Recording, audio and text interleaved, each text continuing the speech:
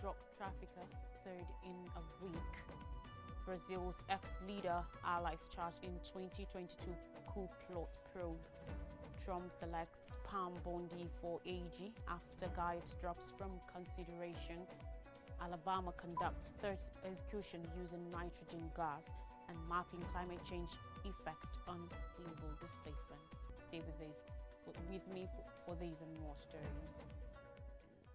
Beginning with Singapore has executed out its third hanging of convicted drug trafficker in a week despite appeals for mercy from the United Nations.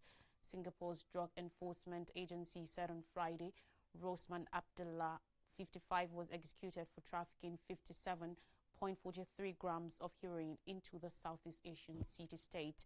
Rosman, a Singaporean, was accorded full due process under the law and was presented by legal counsel throughout the process, the Central Narcotics Bureau statement said, adding that capital punishment is imposed only for the most serious crimes such as the trafficking of significant quantities of drugs, which cause very serious harm not just to individual drug abusers, but also to their families and the wider society. United Nations experts had called on Singaporean authorities to spare Rosman, arguing that a death penalty does little to deter crime and that authorities had not made proper accommodations for his intellectual disabilities. We are gravely concerned that Rosman bin Abdullah does not appear to have had access to procedural accommodations, including individualized assistance for his disability during his interrogation or trial, the experts said in a statement released by the Office of the United Nations High Commissioner for Human Rights on Wednesday. Amnesty International had condemned Rosman's scheduled execution as chilling and extremely alarming. Rosman's hanging at Singapore's Changi prison comes just a week after the execution of a 39-year-old Malaysian and a 53-year-old Singaporean for drug trafficking. Despite its reputation as a modern city-state and international business hub, Singapore ranks among only a handful of countries, including China and North Korea, that enforce the death penalty for drug offences. Under the country's laws, anyone trafficking over 500 grams of cannabis or 15 grams 0.5 ounces of heroin faces mandatory capital punishment. Since resuming executions in March 2022 following a pause due to the COVID-19 pandemic, Singaporean authorities have carried out 24 executions, including 8 so far this year. Singapore's government, which keeps a tight rein on public protest and the media, has defended the death penalty as a deterrent against drug abuse, citing surveys that show most citizens support the law. Brazilian authorities have accused the country's ex-president Jair Bolsonaro, alongside 36 other individuals, as part of the probe into an alleged coup plot to keep power following the election of his successor, Luiz Inácio Lula da Silva. Bolsonaro was among the 37 individuals indicted by Brazil's federal police on Thursday as part of the investigation into the fallout of the 2022 presidential polls, in which the far-right leader's bid for re-election was defeated, reports said. This comes after police alleged, according to reports, that Bolsonaro had full knowledge of a plan to prevent Lula and his government from taking office after his election victory. Federal police sent their probe report, which is hundreds of pages long, to the Supreme Court in Brasilia. Brazil's Attorney General will now decide whether to confirm the indictments or scrap the investigation. If the indictments are confirmed, a trial is expected to take place next year. Bolsonaro has continued to deny claims he tried to remain in power following Lula's 2022 presidential win at the polls. In reaction to Thursday's indictment, Bolsonaro said he has yet to see the indictment and will wait for the lawyer in a statement. Among those indicted are many high-profile names that include former aides, front-bench politicians who played a central role in Bolsonaro's first government, and several retired generals, including Walter Braga Neto, former Minister of Defense, and Augusto Heleno, the former Chief of Presidential Security. Fernando Ciramedo, a political consultant to Argentina's right-wing president Javier Milei, was also indicted. Other names include Bolsonaro's former intelligence chief Alexandre Ramagem, who is currently a congressman, and Valdemar Costa Neto, a former congressman and the chair of Bolsonaro's Liberal Party. Anderson Torres, a former Minister of Justice and former Secretary of the Federal District in Brazil under Bolsonaro, was also listed, as was Elton Barros, a soldier who was expelled from the army in 2006. Other military personnel indicted included Colonel Anderson Lima de Moura and Colonel Carlos Goivani de la Vati Passini. Now, President-elect Donald Trump named former Florida Attorney General Pam Bondi as his latest choice to run the Justice Department hours after his first pick to run the nation's top law enforcement agency dropped out. On Thursday evening, Trump made the announcement the same day former Rep. Matt Gaetz, whom the president-elect had selected for the role last week, withdrew from consideration. For too long, the partisan Department of Justice has been weaponized against me and other Republicans. Not anymore, Trump said in a post on his Truth social media platform. Pam will refocus the DOJ to its intended purpose of fighting crime and making America safe again. I have known Pam for many years. She's smart and tough and is an America First fighter who will do a terrific job as Attorney General. Bondi had been under consideration for the role before Trump tapped the former congressman, a person with knowledge of the deliberations, said according to report, and some considered Bondi to be one of the president-elect's favorite lawyers.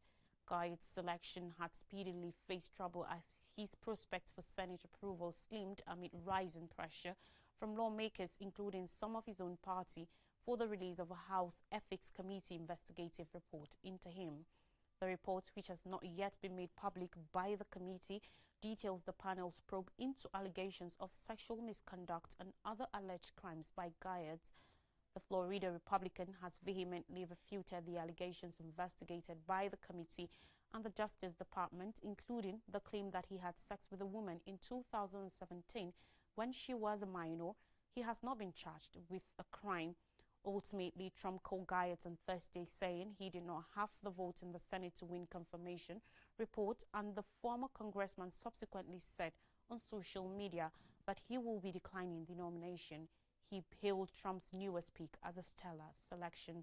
Bundy's name started to circulate almost immediately after Gaetz removed his name from consideration for the role, with one source familiar with conversations saying they began hearing Trump was leaning toward announcing her selection early on Thursday afternoon.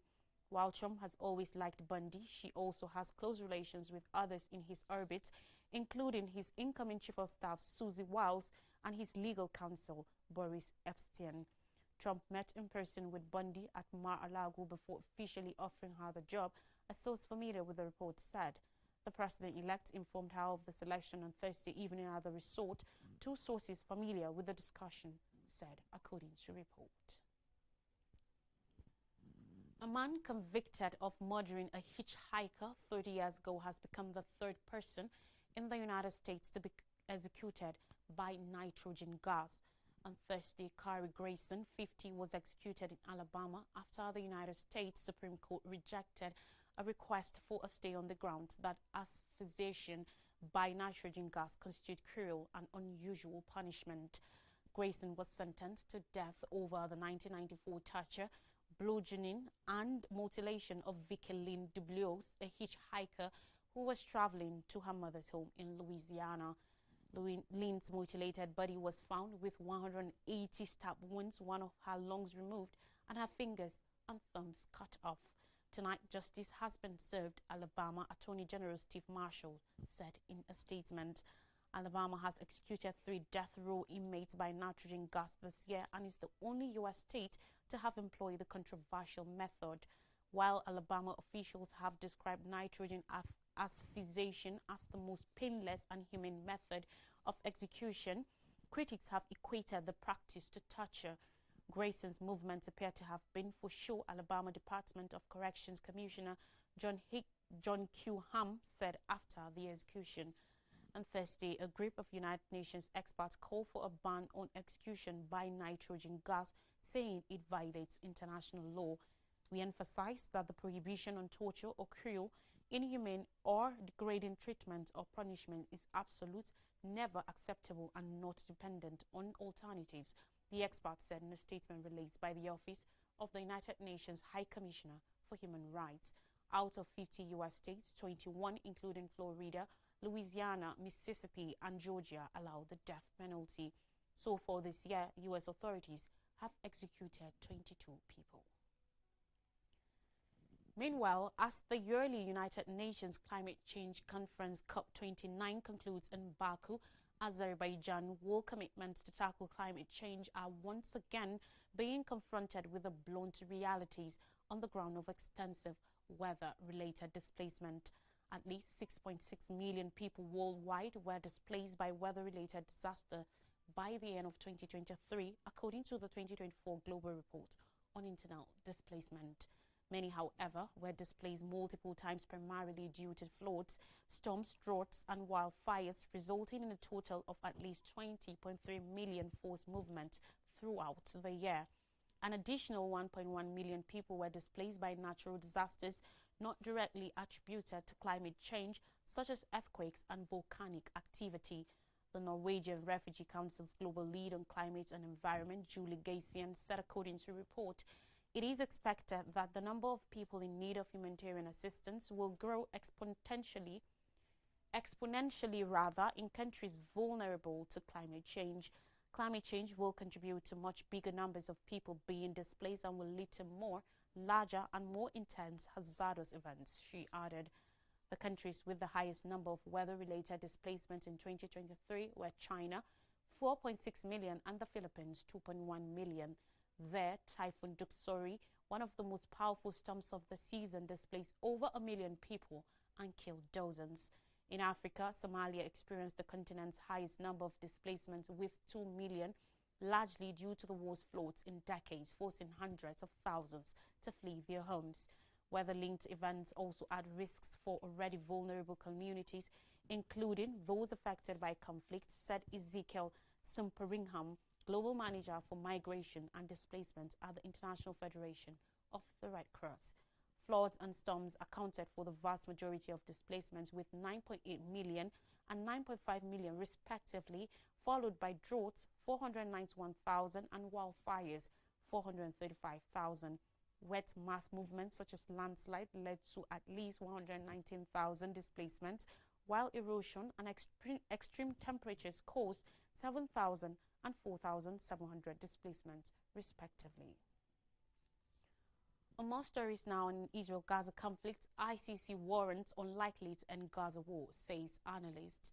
There has been broad reaction to the arrest warrant issued on Thursday by the International Criminal Court ICC against Israeli Prime Minister Benjamin Netanyahu, his ex-defense minister Yoav Gallant, and Hamas commander Ibrahim al-Masri.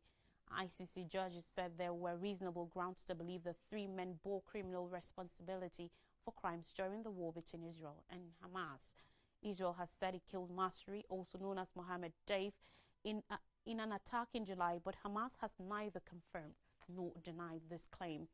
An international lawyer and analyst said the arrest warrants were expected due to the ongoing war and the rising death toll in Gaza.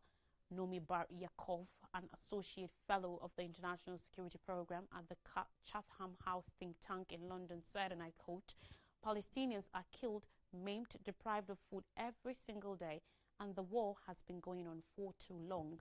I think this was avoidable. The pre-trial chamber waited quite a long time to see whether the trends would change, but the war continues. The death toll in Gaza is rising. You have 40,000 children, women, and few men waiting for emergency medical care." The court's decision was condemned by Israel but welcomed by Hamas, Palestinian Islamic Jihad, and ordinary people in Gaza. Baryakov said Netanyahu's freedom of movement is now limited as he cannot travel to ICC member states, including key European countries like the United Kingdom, France, and Germany. The United States, a non-member of the International Criminal Court ICC, is not bound to act on the arrest warrants, but she said she believes the step will further deepen global divides. Baryakov called the ICC's warrants key, but doubted the move's effect on ending the war. We'll take a breather. When we come back, I'll bring you stories from Nigeria. Please don't go anywhere.